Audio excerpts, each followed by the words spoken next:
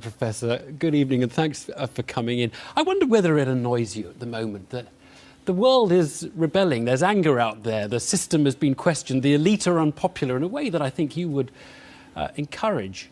And yet it's not really, the forces are not gathering around your view. In some ways it's more right-wing discontent. The Tea Party in the US, the UKIP party here. What do you think? Those exist, and I think they reflect an understandable anger at a neoliberal period in which the majority of the population has suffered considerably while enormous wealth and power has been accumulated in a tiny fraction of the society. Democratic forms have been substantially reduced. There's plenty of evidence for that. But it's not entirely correct. So, for example, hundreds of thousands of people demonstrated in the streets of New York a couple of weeks ago in calling for serious action about dealing with the climate catastrophe. And that's representative of a huge part of the population. And I think anger and concern take many different forms, but they have you can find lots of common roots. Yeah, and in Spain and Greece, the left wing have come out on top, if you like, of the discontent. But it is, you know, reading those quotes to some ordinary people, it is, I suppose, one of the difficulties of your position, that you end up, in a way, having to take a view of you telling them what you think would be good for them, and them not quite really being on your wavelength. Is that a fair critique of the Noam Chomsky philosophy? That's not my experience. I spend an enormous amount of time giving talks, discussions, all classes of people all over. I don't tell them what to think.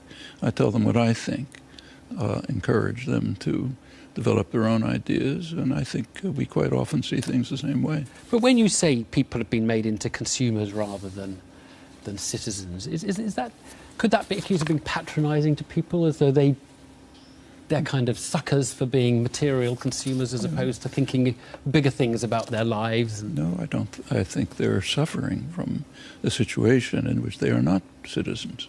They're not participants. It's easy to demonstrate that. I know the United States better, but I think it's essentially the same here. And one of the major topics in mainstream political science is the relation between attitudes and policy. It's not hard to study. Policy, we see attitudes we determine from very extensive and quite accurate and consistent polling. And the results are striking. It turns out that for about 70% of the population, the lower 70% on the income scale, their attitudes have zero impact on policy. They're just ignored by their representatives. As you move, that really surprises me, because here I think politicians sometimes feel they're running to catch up with where the public are, particularly on issues like immigration, for example, where they're kind of, it was one they didn't spot, but the public really did. I'm sorry, but the public has mixed attitudes on immigration. Right. Actually, this is very well studied. Don't take my word for it in 2 minutes. I can give you references. As you move up the income scale, you get more influence on policy.